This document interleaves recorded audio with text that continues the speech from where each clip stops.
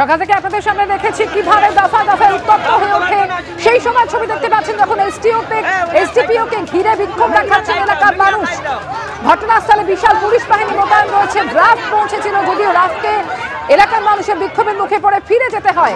আর এরই মধ্যে পুলিশ ফাঁড়িতে ভাঙচুর করে আগুনও লাগিয়ে দেয় উত্তেজিত জনতা।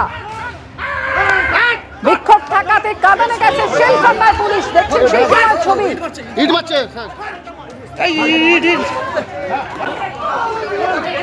বিজেপি রাজ্য সভাপতি সুকান্ত মজুমদার কি বলছেন শোনাবো।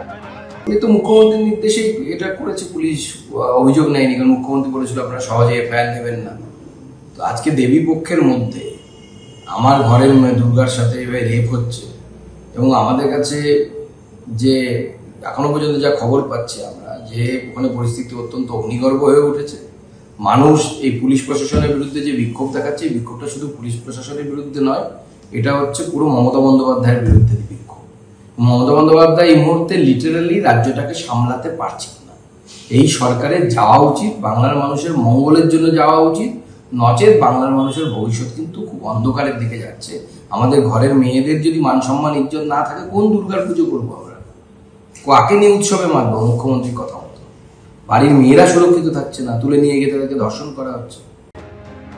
সিপিএম নেতা তন্ময় ভট্টাচার্য এই মুহূর্তে টেলিফোনে রয়েছেন আমাদের সঙ্গে। তন্ময় দা, আরজি করের ঘটনা নিয়ে গত 2 মাস ধরে এত আন্দোলন চলছে, তোলপাড় চলছে, তার মধ্যে এরকম একটি ঘটনা ফের সামনে এলো, যেখানে 9 বছরের একজন বালিকাকে ধর্ষণ করে খুনের অভিযোগ উঠছে। আর এই ঘটনাতেও এবারে কিন্তু পুলিশের ভূমিকা নিয়েই প্রশ্ন তুলছেন এলাকার বাসিন্দারা। মুখ্যমন্ত্রী ধর্ষণের রেট বেঁধে দিচ্ছেন, আর পুলিশ তার থেকে কাটমানি খাওয়ার জন্য সঠিকভাবে অভিযোগ লিপিবদ্ধ করে দুষ্কৃতীদের গ্রেপ্তার করছে না। কোন নৈরাজ্যে পৌঁছলাম আমরা? 9 বছরের একটা বালিকাকে পুজোর আগে ধর্ষণ করে খুন করলো যারা, তাদের অধিকার আছে অষ্টমীর দিন কুমারী পুজো করার? ছি! ধন্যবাদ তন্ময় দা।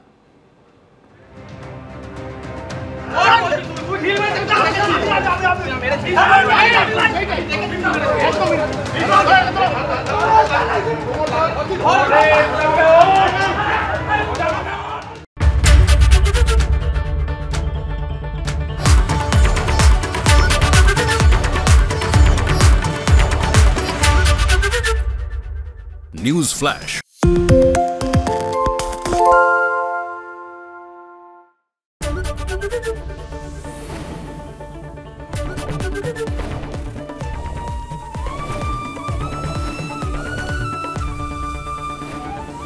এবিপি আনন্দ, এগিয়ে থাকে, এগিয়ে রাখে।